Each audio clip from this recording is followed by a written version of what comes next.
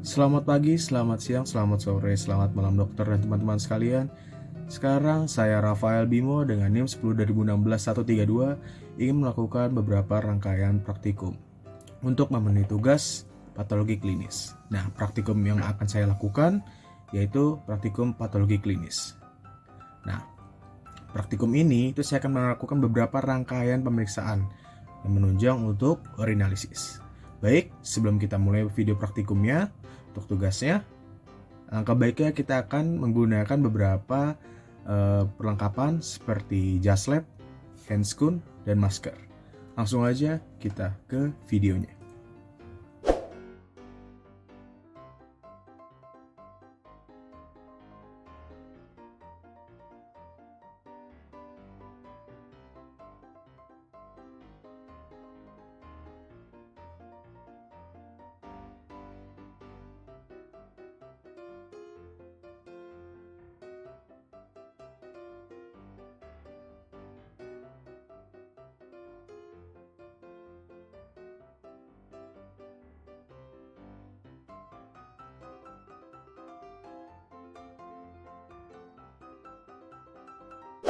Oke, baik. Sekarang perlengkapan praktikumnya sudah selesai.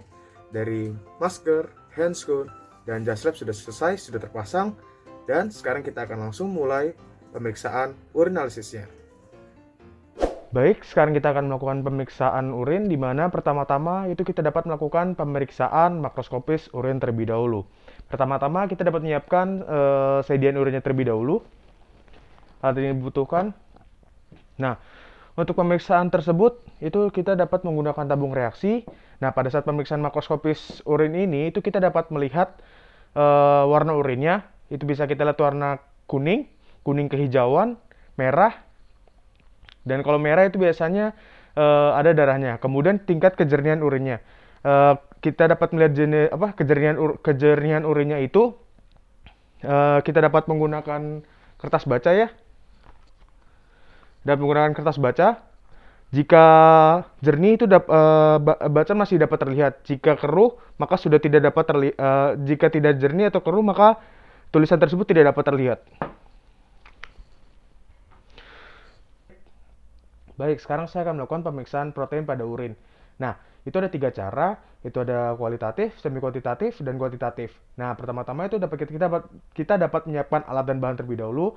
Itu ada tabung reaksi, serak reaksi, sedian urin sewaktu, larutan, pemanas. Nah, baik. Kemudian pertama-tama itu kita dapat melakukan menggunakan reagen asam sulfosalisilat 20%. Pertama-tama itu siapkan urinnya terlebih dahulu. Masukkan 2 mili urinnya ke dalam 2 tabung reaksi.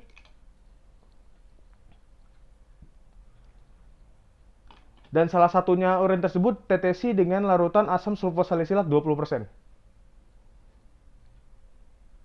Sebanyak 8 tetes. Sudah? Kemudian kita panaskan.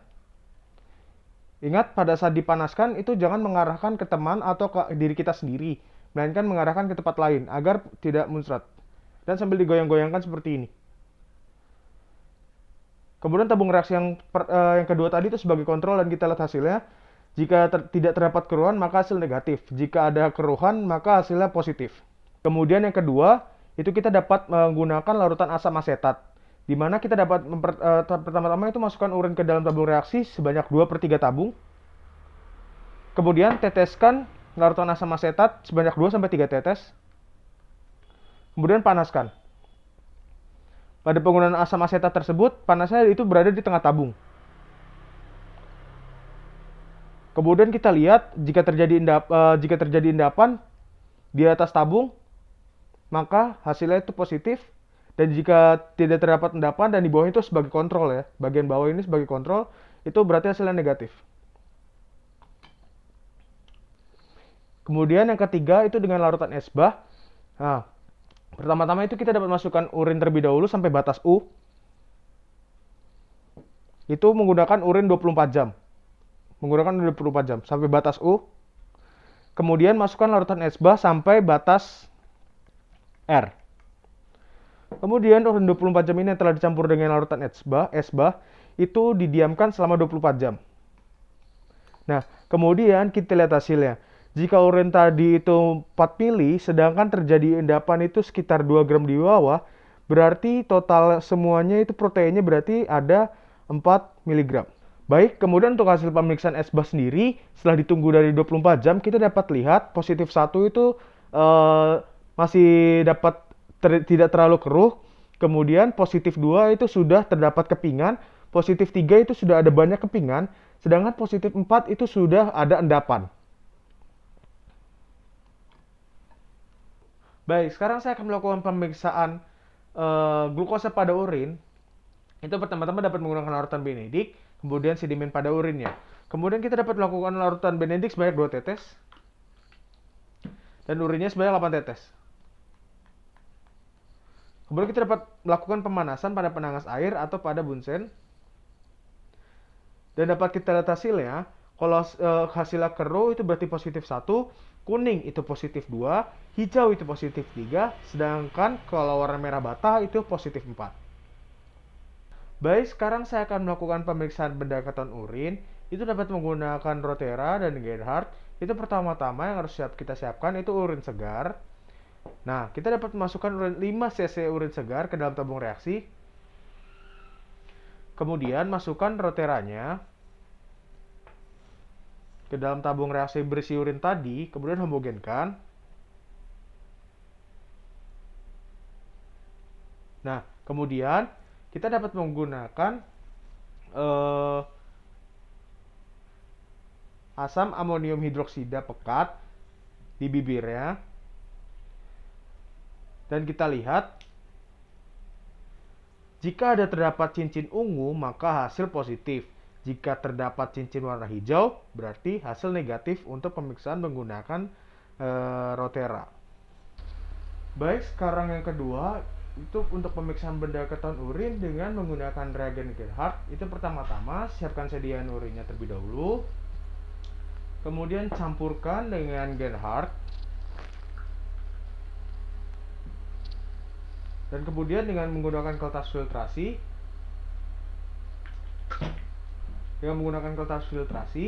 kita dapat saring sedimen urinnya. Nah, kemudian untuk hasil filtrasinya tersebut, kita dapat tambahkan lagi reagen Gerhardt-nya. Kemudian kita lihat hasilnya. Jika tidak berwarna, maka negatif. Jika berwarna ungu, maka hasil positif. Baik, sekarang saya akan melakukan pemeriksaan bilirubin urin, di mana itu ada 2 cara. Pertama, itu dengan menggunakan cek busa. Itu kita masukkan urin ke dalam tabung reaksi. Kemudian tutup bagian ujung tabung reaksi dan kocok-kocok. Goyangkan terus sampai keluar busa. Nah, jika busanya itu berwarna kuning atau hijau, berarti tes itu bilirubin positif. Nah, kemudian yang kedua itu dengan dengan cara Harrison. Nah, pertama-tama itu siapkan urinnya terlebih dahulu. Masukkan ke dalam tabung reaksi. Kemudian dengan BHCl 10%, masukkan juga. Kemudian dihomogenkan sebentar. Kemudian disaring dengan kertas saring. Nah, hasil pada kertas saring tersebut ini ditambahkan dengan larutan Fourchier.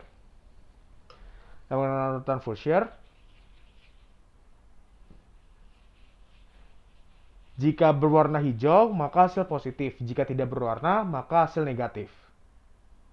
Baik, sekarang saya akan melakukan pemeriksaan urobilinogen pada urin. Nah, itu dengan menggunakan reagen Wells Diamond dan menggunakan sedimen urin.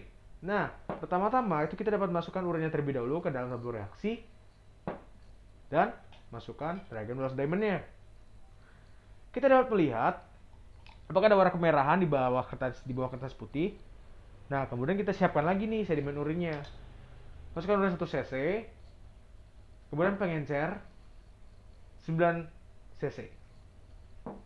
Kita taruh di rak tabung reaksi. Kemudian Yang tadi ini kita bagi menjadi dua, dibikin dua pada dua tabung reaksi.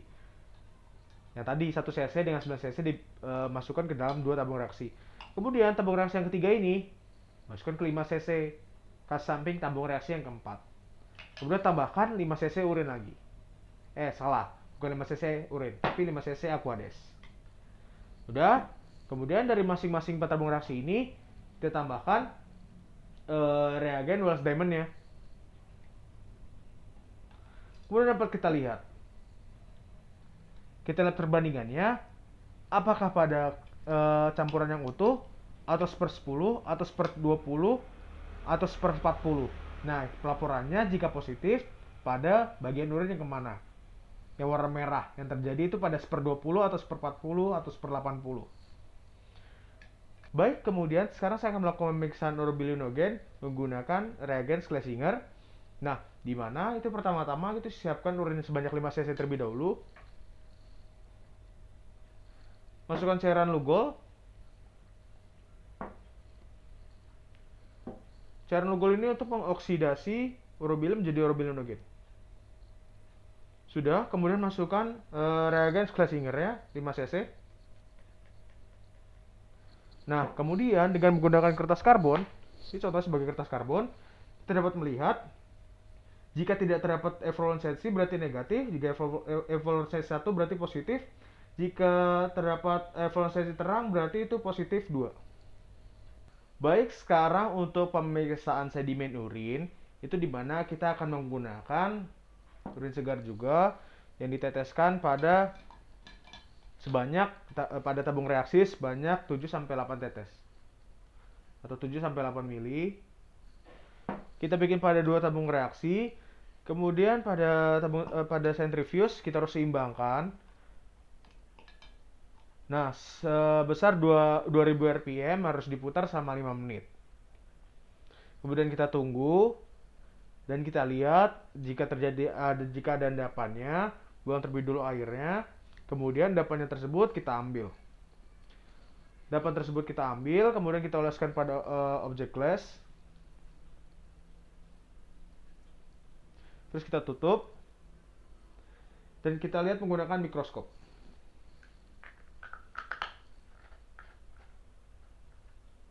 Dengan diafragma terbuka dan kondensornya diturunkan, dengan pembesaran 10 kali itu kita dapat melihat epitel. Sedangkan untuk pembesaran 40 kali itu kita dapat melihat eritrosit, leukosit. Baik, sekarang yang berikutnya itu untuk tes untuk pemeriksaan 3, 2, 1. Baik, sekarang ini untuk uji pemakatan urin, di mana itu kita menggunakan beberapa sedimen urin pada waktunya. Itu ada pada jam 7 sampai jam 11, kemudian jam 11 sampai jam 15, kemudian jam 15 atau jam 3 sampai jam 19, kemudian jam 19 sampai jam 7. Nah, kemudian pertama-tama siapkan gelas tabungnya. Masukkan urin pada jam 7 sampai jam 11 itu semuanya. Kemudian siapkan urinometer. Nah, urinometer ini tuh harus bisa masuk semuanya ke dalam. Dan jika kurang dapat ditambahkan mengencer lagi. Kemudian dengan cara masukkannya diputar. Nah, kemudian dapat kita lihat berat jenisnya itu biasanya 10, kemudian untuk cc urinnya itu biasanya 100. Nah, kemudian prinsipnya pada pemeriksaan tersebut ini, semakin lama pengambilan urinnya, semakin volumenya itu turun. Sedangkan berat jenisnya itu akan meningkat. Baik, sekarang saya akan melakukan pemeriksaan berat jenis urin, itu dimana kita menggunakan sedimen urin dan menggunakan gelas ukur. Masukkan semua sedimen urinnya. Nah, kemudian siapkan urinometer. Nah, urinometer ini terus bisa masuk seluruhnya ke gelas ukur. Jika tidak dapat masuk keseluruhan, dapat ditambahkan pengencer berupa aquades. Nah, pada urinometer ini itu terdapat suhu biasanya contohnya sebagai 20 derajat Celcius dan suhu ruangan itu 26 derajat Celcius, sehingga nanti berat jenisnya itu harus ditambahkan dari pengurangan suhu tersebut dibagi menjadi 3. Tadi kan perbedaannya berarti 6. Itu berarti harus ditambah 2. Sebagai contoh, kita masukkan ya dengan cara diputar. Nah, kemudian kita lihat hasilnya.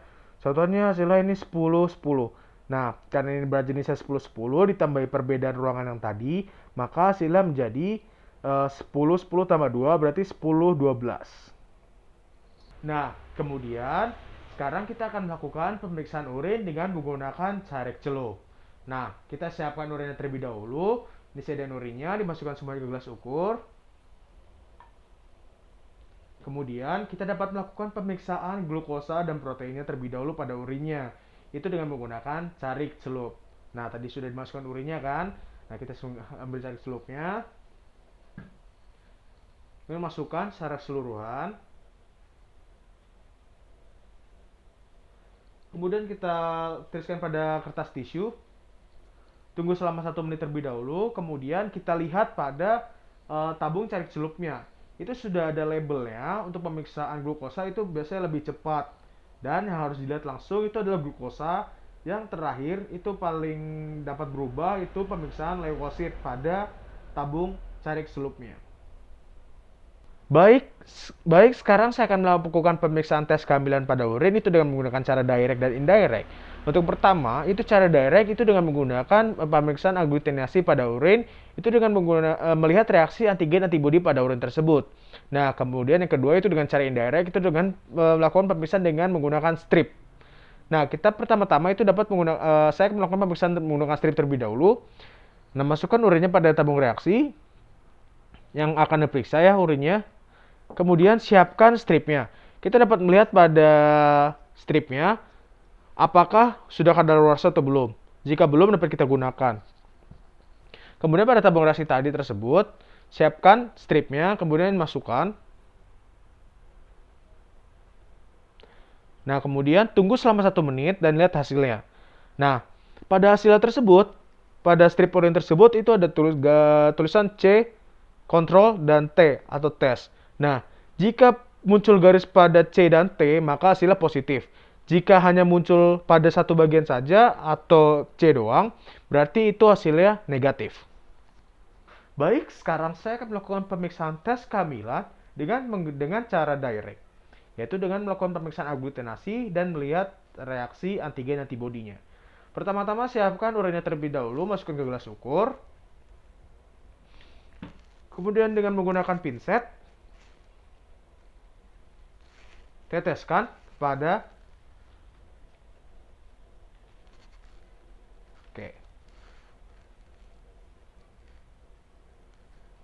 Nah, kemudian ini dengan menggunakan reagen ada kontrol positif, kontrol negatif, dan HCG. Teteskan kepada masing-masing sediaan urin. Kemudian kita aduk. Kita aduk ya. Setelah kita aduk, dapat kita lihat setiap pada kontrol tersebut ini. Nah, jika positif, itu pada kontrol positif dapat terlihat seperti pasir-pasir, berarti terdapat aglutinasi. Jika tidak, berarti negatif. Begitupun dengan kontrol negatif, jika terdapat seperti butiran-butiran pasir, berarti itu namanya positif, aglutinasinya positif. Sedangkan kalau tidak ada butir-butiran pasir, berarti aglutinasi negatif. Kemudian untuk yang HCG, berarti kalau ada butiran pasir, berarti aglutinasi positif. Sedangkan kalau tidak, berarti aglutinasi negatif. Baik, sekian untuk video praktikum patologi klinisnya. Terima kasih.